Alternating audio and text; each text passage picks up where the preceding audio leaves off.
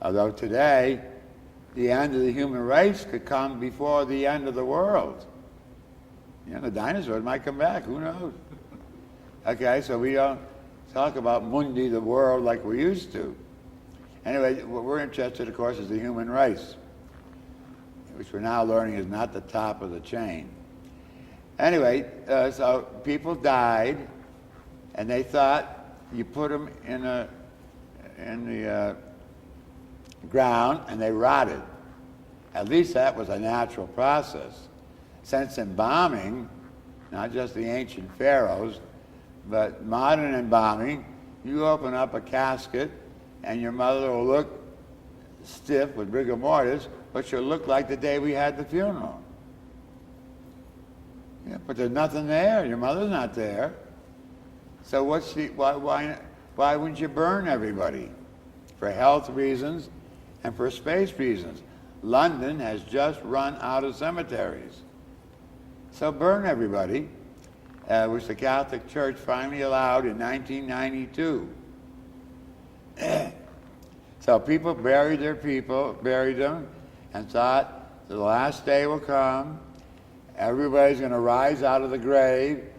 Or you used to say if you got blown up in a fireworks factory, God would put back all your molecules, atomic, and put your body back together, and you'd all stand there, all 50 billion, 100 billion of you, and Jesus would judge you all, and you'd go to heaven or hell.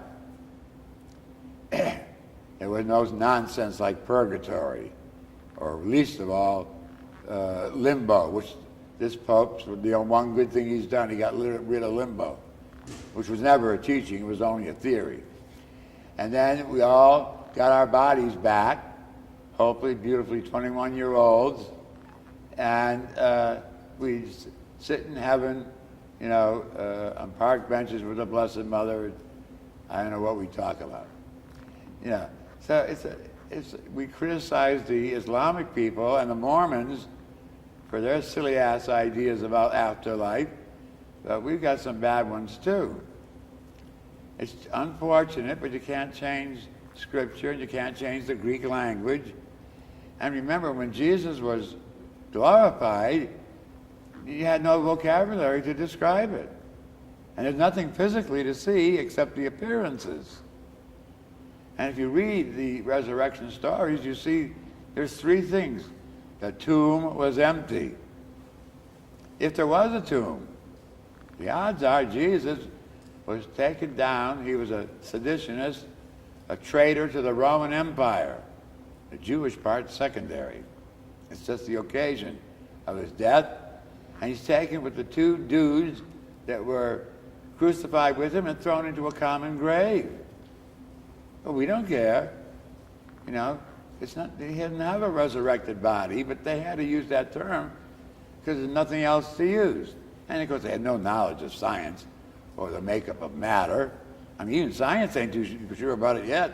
So they saw this dark holes and dark matter problem, dark matter. So the whole idea of resurrection is wrong. I mean, you know.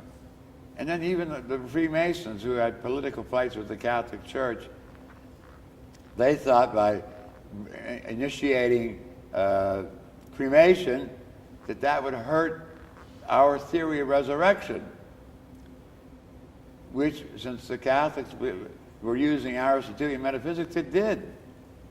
And there was a political fight to control Europe, the Freemasons or the Catholic Church. That's why we weren't allowed to be cremated. It wasn't a theological thing, it was a political power thing.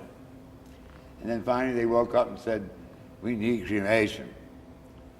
Although we like to have the body present, because we don't want it to be that grandma disappeared. We want her carcass in church. We want to incense it to show reverence for the co-equal body. She used her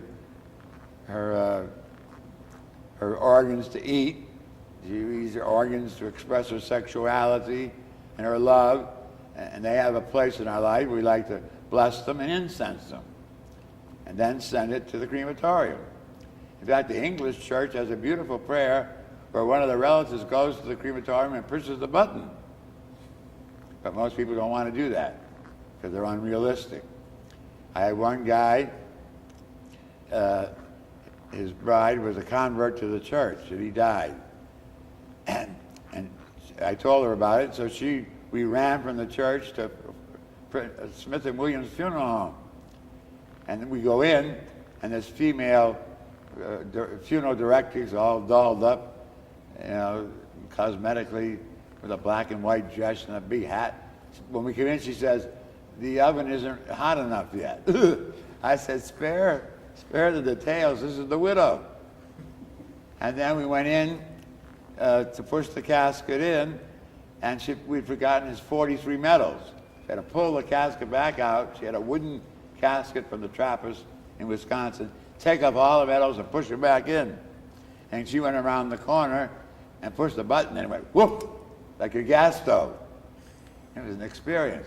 And I said to the guy, "Couldn't you have a gold button for the widow to push?" He had a red button that was half worn off. And then we dashed back to the funeral dinner. Okay? That people are unrealistic at funerals. It's a lesson in theology, it's a lesson in sociology, psychiatry, sociology, psychology, culture. Read the obituary column any day in the newspaper.